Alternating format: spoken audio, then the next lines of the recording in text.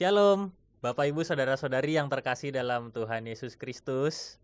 Kita berjumpa di dalam pendalaman ajaran GKI Residen Sudirman. Kali ini bersama dengan Pendeta Andreas Daud. Salam Bapak Ibu dan Saudara yang terkasih di dalam Tuhan. Nah Bapak Ibu, kita hari ini bersama dengan Pendeta Andreas Daud. Kali ini ya Pak ya, kita akan bahas topik yang sangat gereja sekali gitu ya. Betul. Dan ini sangat erat banget kaitannya sama kehidupan kita berjemaat. Temanya judulnya gini Bapak Ibu Saudara-saudari. Maaf kamu kena penggembalaan khusus. Yang jadi highlightnya adalah kita akan bicara tentang penggembalaan khusus. Betul ya? Betul sekali. Ya, sebelum kita mulai hari ini mari kita bersatu dalam doa. Tuhan yang penuh kasih, bimbinglah kami ketika kami bercakap-cakap mengenai penggembalaan khusus, supaya kami juga semakin mengerti, semakin memahami setiap karya Tuhan melalui proses penggembalaan khusus yang juga bisa terjadi di dalam kehidupan kami bersama dengan jemaat. Kiranya Tuhan sertai kami, juga terkhusus sertai Pendeta Andreas Daud yang akan menyampaikan, supaya kami semua semakin mengerti setiap karya Tuhan di dalamnya. Dalam nama Tuhan Yesus Kristus kami berdoa. Amin. Amin. Oke Pak, ini kalau bicara soal penggembalaan khusus, Ya, ini kan biasanya orang menghindar gitu Pak. betul. Menghindar dari apa namanya ya, dari supaya nggak kena penggembalaan khusus gitu. Ya. Nah ini sebenarnya ini kan sesuatu yang rasanya tuh bisa menakutkan sekali gitu Pak, tentang penggembalaan khusus. Tapi apakah emang semenakutkan itu Pak? Ya, kalau kita mendengar istilah penggembalaan khusus itu, memang hampir tidak ada orang yang mau menerima hal itu ya. Karena memang penggembalaan khusus ini oleh kebijakan sebuah instansi, khususnya gereja atau lembaga gereja, dikenakan kepada mereka yang dinyatakan melakukan tindakan perbuatan yang bertentangan dengan kebenaran firman Tuhan. Nah, itulah yang disebut dengan dikenakan penggembalaan khusus. Tapi sebelum kita masuk ke sana, sebenarnya penggembalaan itu adalah sesuatu yang berangkat dari apa yang Tuhan Yesus lakukan. Ini berarti kita bicara istilah penggembalaan gitu ya Pak ya. Jadi penggembalaan itu sebenarnya apa gitu ya? Penggembalaan adalah pembimbingan, pendampingan, penguatan, pertolongan, pemeliharaan. Makanya ketika kalau berbicara tentang bagaimana Tuhan Yesus sebagai gembala, Tuhan Yesus mencari, mengumpulkan, memimpin, menuntun, memelihara, menyegarkan, menguatkan, dan menghibur umatnya. Intinya seperti itu. Nah, di dalam perjanjian lama ataupun perjanjian baru, kalau kita membaca Alkitab, kita akan banyak menjumpai bagaimana Allah itu sebagai gembala yang baik bagi umatnya. Ada di dalam Yesaya 40, ada di dalam Mazmur 23, Yeskel 34, dan masih banyak ayat-ayat Alkitab yang lain tentang Tuhan itu gembala yang baik bagi umatnya. Begitu juga di dalam perjanjian baru, Yohanes pasal 10 jelas mengatakan Tuhan itu gembala yang baik, dan masih banyak teks-teks yang lain yang mungkin kita tidak membahasnya kali ini. Jadi yang disebut dengan gembala ini adalah penggembalaan ini adalah sesuatu yang menolong, menguatkan, meneguhkan kepada umat agar boleh bertumbuh selayaknya umat Tuhan yang sehat. Itu penggembalaan. Sehingga sangat jauh dari istilah atau dari penghayatan yang menakutkan, menyeramkan, apalagi menghakimi atau menghukum, sangat jauh.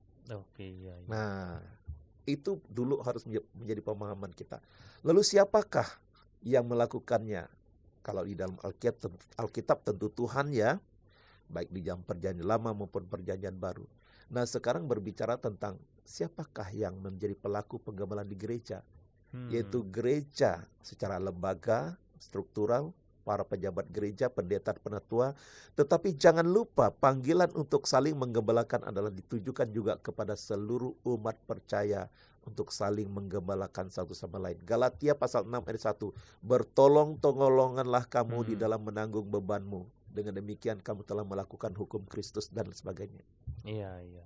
Nah itu Oke. penting Jadi sekali. supaya kita lebih ini Pak, lebih konkret Pak. Jadi kalau kira-kira penggembalaan yang dimaksud dengan istilah penggembalaan itu wujudnya di gereja tuh kayak apa aja Pak? Ya, Nah, wujud di gereja baik itu formal maupun non formal. Kalau ya, formal, ketika pendeta berkhotbah waktu berdasarkan khotbah. kebenaran firman Oke. Tuhan, ketika kita mengikuti pendalaman ajaran, ketika kita mengikuti persekutuan, itu sebetulnya adalah koridor Penggembalaan. penggembalaan yang dilakukan di dalam gereja. Oke. Nah, hal-hal sederhana, misalnya ketika kita perkunjungan, percakapan satu dengan yang lain dalam koridor saling menguatkan, baik itu melalui cell group, life group, atau persekutuan-persekutuan. Kalau di pemuda itu namanya apa itu? Friend, kalau Friend. pemuda friend. Ya. Kan saya yakin di dalam friend itu yang dibicarakan bukan hal-hal yang tidak menyentuh kebenaran firman Tuhan. Pasti dalam koridor kebenaran firman Tuhan Iya. kan. Itu juga masuk dalam koridor saling menggembalakan, saling menguatkan, saling meneguhkan, bahkan saling menegur satu sama lain. Jadi dalam kehidupan kita sebetulnya sebagai anak-anak Tuhan, sebagai anggota tubuh Kristus, kepala gereja Kristus itu sudah memberikan kepada kita tugas untuk saling menggembalakan satu sama lain. Agar apa? Agar kita boleh bertumbuh di dalam Tuhan, diingatkan, sehingga tidak jatuh di dalam hal-hal yang tidak berkenan di hadapan Tuhan. Itu bro. Iya, iya. Berarti kan ada pemberitaan firman gitu ya Pak ya. Ya. Perlawatan atau perkunjungan biasanya Betul. kalau di sektor ya Pak ya, Betul. lebih rutin biasanya di sektor atau Ya. komisi juga Ya. melakukan perkunjungan. Ada yang lagi sakit atau ada yang kita tahu sedang bergumul, kita doakan Ya. gitu ya. Itu juga termasuk dari ranah penggembalaan yang Penggembalaan dilakukan secara umum. ya, bagi secara gereja. umum yang dilakukan oleh gereja. Kalau departemen penggembalaan ini kan salah satunya yang beda di tahun ini ada caring service itu Pak Caring ya. service, Caring service ya. itu ketika kita membutuhkan dukungan doa, maka kita bisa menyampaikannya lewat nomor WhatsApp yang tertera di Warta Jemaat, Ya. atau juga memasukkan pokok doa itu dalam kotak doa yang ada di gedung gereja gitu ya Pak ya. Jadi Betul. yang dimasukin sekarang nggak cuman ini ya amplop persembahan ya. Ya, Ada juga doa gitu ya. apa yang mau didoakan silakan Iya. ditulis, itu juga masuk dalam ranah kita saling menggembalakan satu sama Iya. lain. Jadi kata penggembalaan itu jangan dulu dipikirkan sesuatu yang menyeramkan gitu ya. Iya, Tapi iya. menyenangkan, saling menguatkan. Iya, dan itu malah sangat menyenangkan sekali ya Pak ya gitu ya. Iya. Karena kita kalau misalnya contohnya perkunjungan, kita yang tadinya misalnya cuma tahu oh keluarga ini ya suaminya, ini istrinya, ini anaknya. Ternyata ketika kita berkunjung, wah kita jadi tahu dia punya Ya. cerita khas apa di dalam keluarganya dan Iya. sebagainya. Itu bagian dari penggembalaan umum ya Pak ya. Ya. Oke. Dan yang melakukan itu tidak hanya pejabat gereja, tetapi juga Iya. seluruh anggota jemaat atau anggota tubuh Kristus lah ya istilahnya. Oke, berarti kalau disimpulkan nih Pak ya, dengan yang tadi Pak Andreas sampaikan tentang penggembalaan, ini kan berarti Tuhan sendiri yang memberi contoh, gitu ya. Benar sekali. Di Alkitab tadi Perjanjian Lama, Perjanjian Baru, Tuhan sendiri memberi contoh bahwa Ia menggembalakan setiap umatnya, gitu. Betul, Dan itu yang betul sekarang dilakukan oleh gereja untuk saling menggembalakan, begitu Ya. ya Pak ya. Ada satu hal lagi yang Oke. perlu kita teladani dalam Kristus ya. Dalam hal tugas panggilan untuk saling menggembalakan ini adalah kita memang memberi diri kita berdasarkan rasa empati, rasa kasih kepada sesama kita. Apalagi ketika kita memberikan kepada mereka kekuatan, penghiburan dalam kondisi yang mereka alami. Itu yang Tuhan juga lakukan sampai Dia sendiri rela turun ke dunia. Iya. Ini luar biasa. Dan Yesus satu-satunya teladan kita menggembalakan satu sama lain yang paling hebat menurut saya. Baik, ya. Kalau begitu Pak, ini kan kita bicara yang lebih spesifik ya sebetulnya ya. Ya kita udah paham nih penggembalaan ya, atau sebutannya penggembalaan secara umum kita udah ngerti. Nah, penggembalaan khusus nih Pak. Ya. Orang suka takutnya tuh gini Pak. Kalau udah bicara soal penggembalaan khusus, ini pasti kaitannya dengan dipanggil sama pendeta, terus harus banyak cerita sama pendeta, Ya, takut diomelin sama pendeta, atau nanti ketemu juga sama penatua takut ini ya, maksudnya jadi kayak ditutur atau ditatar sama pendeta atau penatuanya, dan itu rasanya kok kalau misalnya saya ada di posisi ya saya ada di dalam penggembalaan khusus lalu mendapatkan perilaku yang seperti itu, rasanya kok kayaknya makin takut Pak gitu ya. ya, Nah ini kalau secara apa ya sebutnya ya, mungkin mengaturnya Pak, ya. gimana orang kok bisa ada di dalam sedang dalam penggembalaan khusus tuh, kok bisa ada yang ada dalam penggembalaan khusus gitu Pak? Ya, baik gini. Jadi memang penggembalaan khusus ini adalah sesuatu yang dilaksanakan berdasarkan dasar-dasar tertentu yang memang dinyatakan layak untuk dilakukan penggembalaan khusus. Artinya nggak sembarangan gitu ya Nggak Pak ya. Jadi sembarangan. nggak bisa misalnya tiba-tiba saya sebagai pendeta gitu, saya ketemu, wah ada orang berdosa, wah maaf kamu kena penggembalaan khusus gitu, nggak bisa gitu Ya, juga ya Pak ya. ya tidak. Ada prosesnya gitu Ada ya. prosesnya. Jadi begini, lembaga gereja bisa melaksanakan yang namanya penggembalaan khusus itu ketika mendapatkan laporan, informasi yang setelah diuji, setelah diselidiki, setelah ditelusuri, itu memang pada kenyataannya demikian. Kenyataannya demikian itu apa maksudnya? Ketika anggota melakukan hal-hal yang bertentangan dengan kebenaran firman Tuhan. Oke. Nah, kalau dalam konteks GKI, ketika anggota melakukan hal-hal yang bertentangan dengan kebenaran firman, melakukan hal-hal yang bertentangan dengan ajaran GKI, yang bertentangan dengan tata gereja dan tata laksana, dan itu sudah terbukti, maka yang bersangkutan ini dinyatakan mendapatkan pelayanan penggembalaan khusus. Oke. Jangan pakai istilah dikenakan, Oke. tapi mendapatkan pelayanan penggembalaan khusus. Iya, iya. Disebut khusus kenapa? Karena dasar apa yang menjadi penggembalaan khusus ini dilaksanakan telah terbukti ada dan sesuai dengan kebenaran setelah melewati penelusuran tadi itu. Dan penelusuran itu mulainya dari yang namanya penggembalaan umum. Jadi tidak serta-merta orang ini divonis layak untuk mendapatkan pelayanan penggembalaan khusus melalui proses-proses yang memang bertanggung jawab gitu ya. Oke. Nah, itu yang dilakukan. Nah, yang seringkali membuat orang yang mendapatkan pelayanan penggembalaan khusus ini menjadi takut, menjadi merasa dihakimi, menjadi merasa terhukum gitu ya.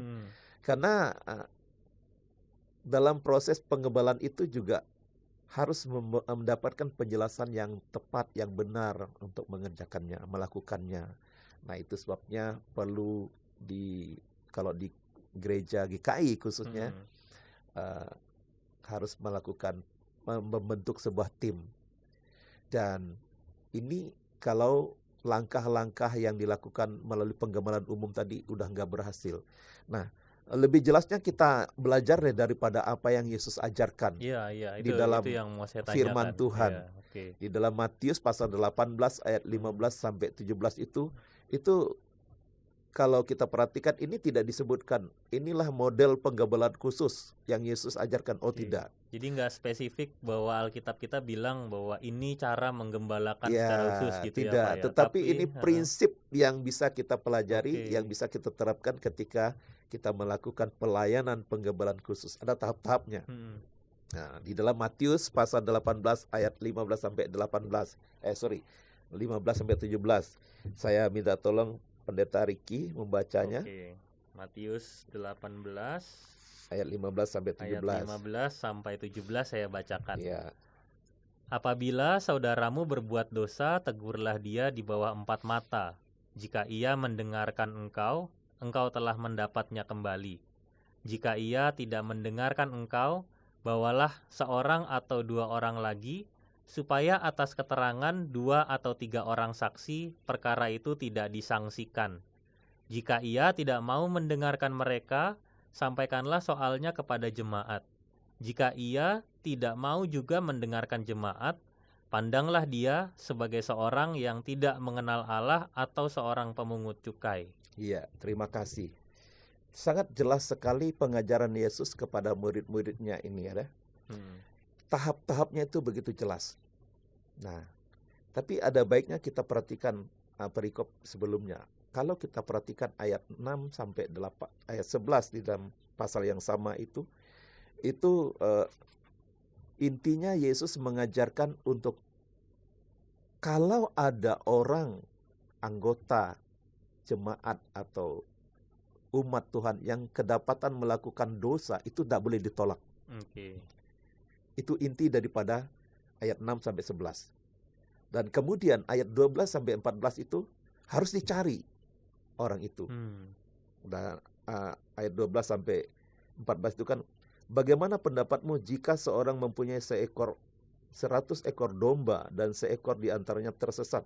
Tidakkah ia akan meninggalkan yang 99 ekor di padang di pegunungan dan pergi mencari yang tersesat itu?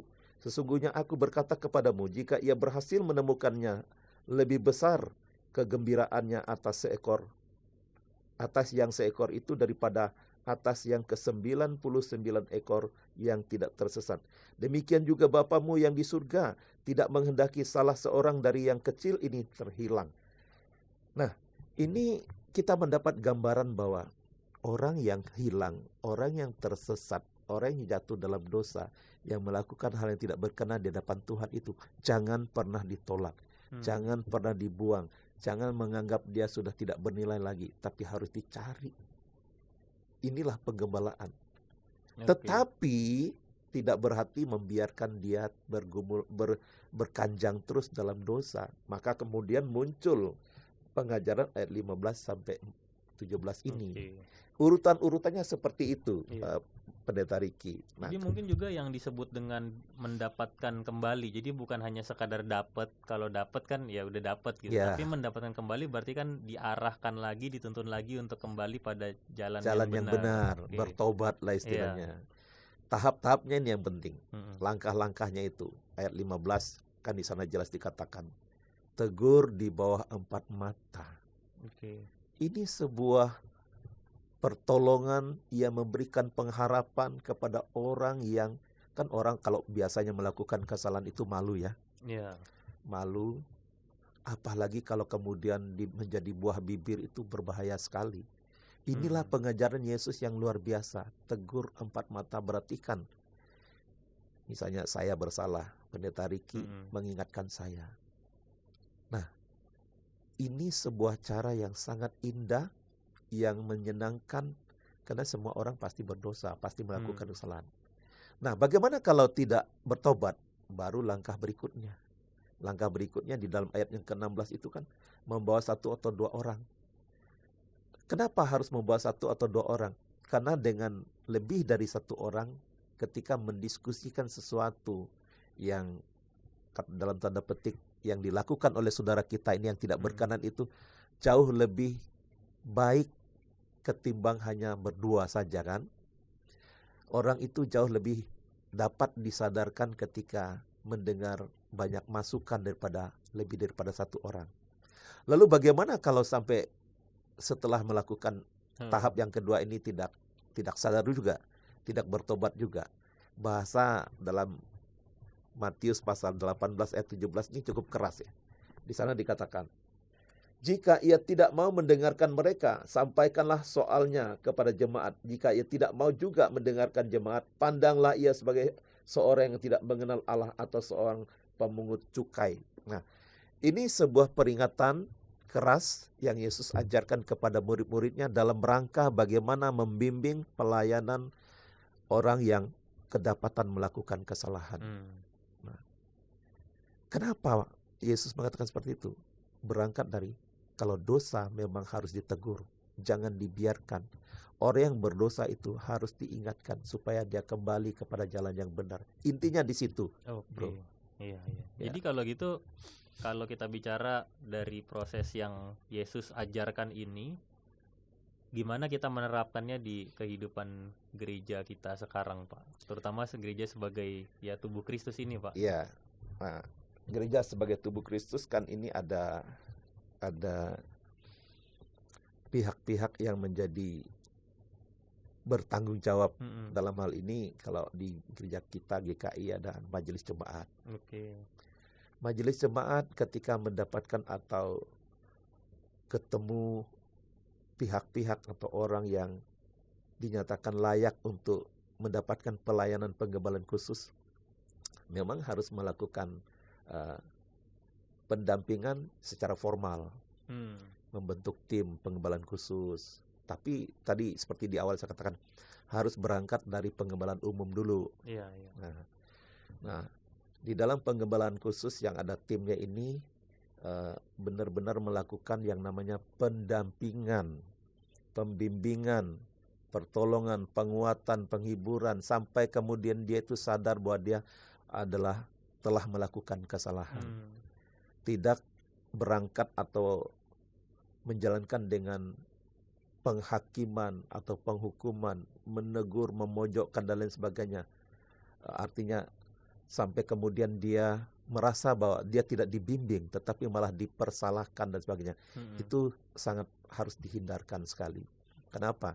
Sekali lagi, walaupun sebutannya adalah penggembalaan khusus, tapi arahnya adalah menolong dia menyadari keberadaannya agar dia kembali kepada jalan yang benar. Nah, kalau menyadari orang sampai kemudian orang itu justru malah merasa sangat bersalah, merasa dihakimi dan lain sebagainya, ini kan bukan pendampingan namanya, bukan penggembalaan. Jadi tujuan penggembalaan khusus itu sebetulnya menolong seseorang agar kembali kepada jalan yang benar sesuai dengan firman Tuhan. Seperti itu. Jadi yang disebut dengan istilah khusus itu adalah kita semakin fokus untuk menolongnya gitu. Kadang kalau udah dengar kata khusus kan tambah deg-degan tuh, Pak. Khusus ini selain fokus untuk menolongnya juga karena memang dia memang dia secara penyelidikan atau secara penelusuran sudah melakukan yang tidak benar. Itu makanya disebut khusus. Itulah kenapa disebut khusus. Iya. Oke. Iya. Kalau gitu Pak, ada nggak Pak bagian di Alkitab lagi yang lainnya Pak? Yang bicara juga soal kehidupan dalam pengembalaan khusus. Ya, satu lagi surat Rasul Paulus kepada jemaat di Galatia ya. Di Galatia, coba kita baca. Galatia pasal 6 ayat 1 sampai 10.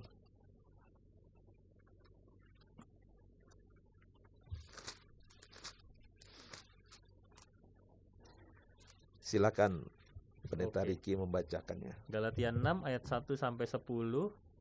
Saudara-saudara, kalaupun seseorang kedapatan melakukan suatu pelanggaran, kamu yang rohani harus memimpin orang itu ke jalan yang benar dalam roh lemah lembut, sambil menjaga dirimu sendiri supaya kamu juga jangan kena pencobaan. Bertolong-tolonganlah menanggung bebanmu, demikianlah kamu memenuhi hukum Kristus. Sebab kalau seseorang menyangka bahwa ia berarti, padahal ia sama sekali tidak berarti, ia menipu dirinya sendiri. Baiklah, tiap-tiap orang menguji pekerjaannya sendiri, baru ia boleh bermegah melihat keadaannya sendiri dan bukan melihat keadaan orang lain. Sebab tiap-tiap orang akan memikul tanggungannya sendiri. Baiklah dia yang menerima pengajaran dalam firman, berbagi segala sesuatu yang baik dengan orang yang memberikan pengajaran itu. Jangan sesat, Allah tidak membiarkan dirinya dipermainkan, karena apa yang ditabur orang, itu juga yang akan dituainya. Sebab siapa yang menabur dalam dagingnya, ia akan menuai kebinasaan dari dagingnya. Tetapi siapa yang menabur dalam roh, ia akan menuai hidup yang kekal dari roh itu. Janganlah kita jemu-jemu berbuat baik, karena apabila sudah datang waktunya, kita akan menuai jika kita tidak menyerah. Karena itu, selama masih ada kesempatan bagi kita, marilah kita berbuat baik kepada semua orang, tetapi terutama kepada saudara-saudara seiman kita. Terima kasih Pak Pendeta Riki. Secara sederhana, kalau kita perhatikan nasihat Rasul Paulus kepada jemaat di Galatia, pasal yang ke-6 ayat 1-10 ini, benar-benar sebuah proses penggembalaan baik umum maupun khusus yang dinyatakan. Kata yang sangat indah, saudara-saudara, kalaupun seorang kedapatan melakukan suatu pelanggaran, kamu yang rohani harus memimpin orang itu ke jalan yang benar dalam roh lemah lembut, sambil menjaga dirimu sendiri supaya kamu jangan kena pencobaan. Ini jelas sekali bahwa di dalam kehidupan sebagai anggota tubuh Kristus, kita memang harus saling menolong orang satu sama lain ketika mereka ada dalam kondisi jatuh dalam dosa. Nah, bahwa ada kebijakan prosesnya melalui penggembalaan khusus ataupun penggembalaan umum, itu kebijakan. Sebuah kebijakan yang harus dilakukan dengan penuh hikmat. Tapi ini panggilan sebagai gereja, sebagai orang yang percaya, agar mereka kembali kepada jalan yang benar.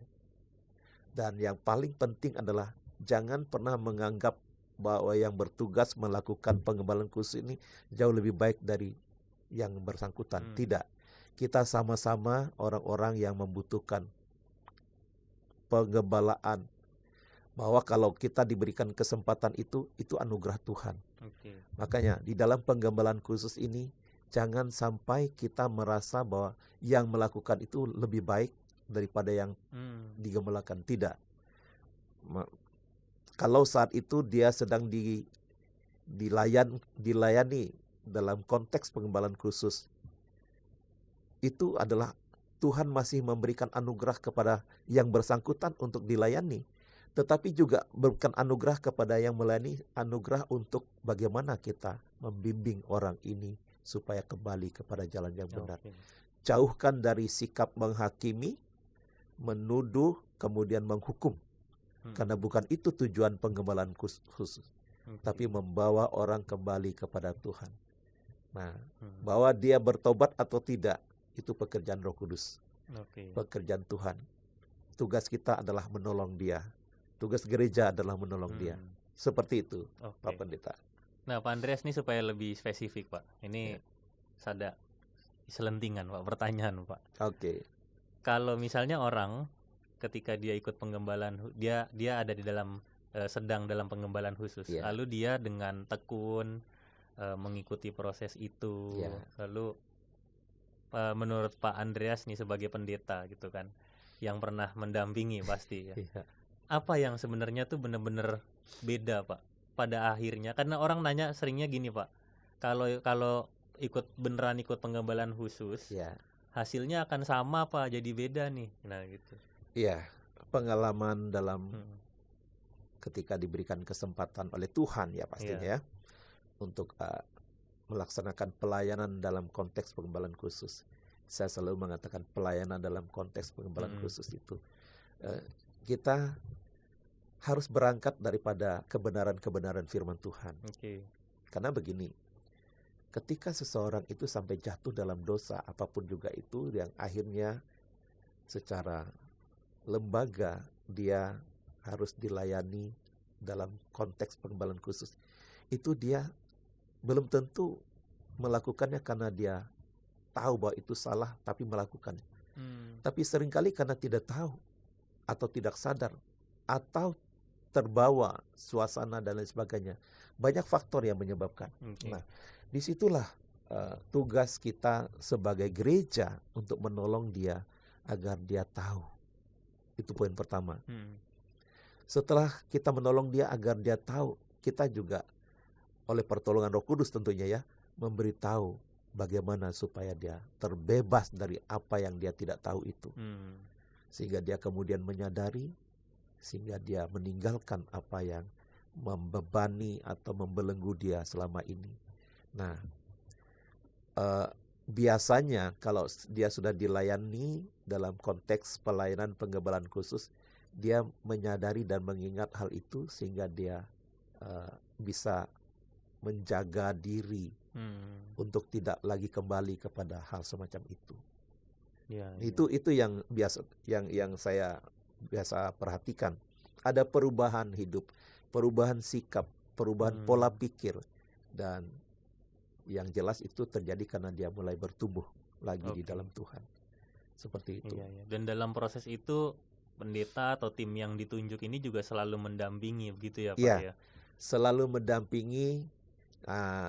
Kan kalau di dalam aturan tata laksana kita itu, ketika seseorang dilayani dalam konteks pengembalaan khusus itu kan durasinya 6 bulan. 6 bulan. Dan biasanya bulan-bulan kedua, ketiga, keempat itu udah mulai kelihatan.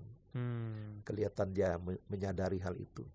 Sampai dinyatakan dia benar-benar menyadari kesalahannya, dia kembali kepada apa yang dikehendaki oleh Tuhan tentunya ya. Itu kita tetap mendampingi dalam doa, dalam perlawatan atau perkunjungan, kita ketemu, kita ajak bicara, ngobrol dan lain sebagainya. Itu hasilnya akan jauh lebih baik daripada ketika kita setelah 6 bulan lepaskan. Jadi yang dimaksud dengan pengembalaan apakah umum atau khusus itu terus menerus dilakukan oleh gereja. Jangan sampai kita berhenti ketika dia dinyatakan sudah selesai 6 bulan. Nah itu yang pertama. Yang kedua, kan ada juga yang tidak mau nih, menolak, tidak mau dilakukan pelayanan pengembalaan khusus. Apakah kita biarkan? Oh tidak. Kita tetap melakukan fungsi sebagai gereja yang mendoakan. Kalau masih bisa berkomunikasi, kita ajak berkomunikasi dan lain sebagainya. Sampai kapan? Iya, seterusnya sampai kita tidak tahu bagaimana cara Tuhan untuk menyadarkan atau bagaimana kelanjutannya. Tapi tugas sebagai gereja harus tetap mendampingi sesuai dengan apa yang menjadi panggilan kita. Seperti itu, Pendeta Riki. Dan itu tercatat sebenarnya semuanya dalam tata gereja GKI ya. Betul. Yang dicatat bukan hanya soal pengembalaan khususnya doang ya Bapak Ibu Saudara-saudari ya. Mulai dari bagaimana gereja itu melakukan penggembalaan, termasuk yang disebut penggembalaan umum, lalu juga ada penggembalaan khusus gitu. Jadi artinya buku tata gereja itu muatannya bukan hanya ketika orang jatuh dalam dosa, tapi juga memelihara, karena spiritnya atau semangatnya kan Tuhan yang selalu memelihara dan merawat umat ya. Itulah yang harus dilakukan oleh gereja gitu. Jadi sebenarnya itu ya yang dikerjakan oleh gereja gitu. Jadi nggak semenakutkan yang dibayangkan orang-orang gitu. Dan kalau di dalam tata laksana kita, Pendeta Riki, di bab yang ke-12 itu tentang penggembalaan, itu mulai pasal 36 sampai 43 itu ada prosedur-prosedur dan dasar-dasar dilaksanakannya penggembalaan khusus. Nah, tentu kita tidak membahas di sini ya. Nanti Bapak, Ibu, dan Saudara kalau ada waktu silakan perhatikan di dalam tata laksana GKI bab 12 pasal 36 sampai 43. Yang jelas pelayanan penggembalaan khusus ini adalah bertujuan untuk menolong yang bersangkutan menyadari keberadaannya sampai kemudian dia kembali kepada jalan yang benar sesuai dengan kehendak Tuhan. Oleh sebab itu harus dilakukan dengan penuh kasih, penuh empati, bukan menghakimi, bukan menghukum, bukan menyudutkan, tetapi menerima dengan catatan tetap dia harus diingatkan terkait dengan kesalahan-kesalahannya. Sampai dia menyadari bahwa dia melakukan kesalahan dan meminta pertolongan Tuhan untuk kembali kepada Tuhan. Itu tujuannya. Baik Pak. Kalau gitu Pak, ini rasanya udah komplit ini. Udah makin paham kita dengan apa yang dimaksud selama ini tentang penggembalaan khusus. Nah, kalau dari Pak Andreas sendiri, adakah closing statement nih atau beberapa kalimat yang betul-betul bisa jadi pegangan kita supaya kita makin paham tentang penggembalaan khusus sebagai bagian dari tugas yang Tuhan hadirkan buat kehidupan kita, sekaligus supaya kita makin merasa bahwa di antara kita sebagai umat Tuhan ini emang betul-betul harus saling menjaga satu sama yang lain. Ada 3 kalimat closing statement yang saya ingin sampaikan. Penggembalaan baik umum maupun khusus adalah wujud perhatian Oke. dan pertolongan yang didasarkan pada kasih Tuhan Yesus Kristus dalam kehidupan bergereja yang dilakukan oleh semua pihak dalam tubuh Kristus sebagai upaya memelihara iman.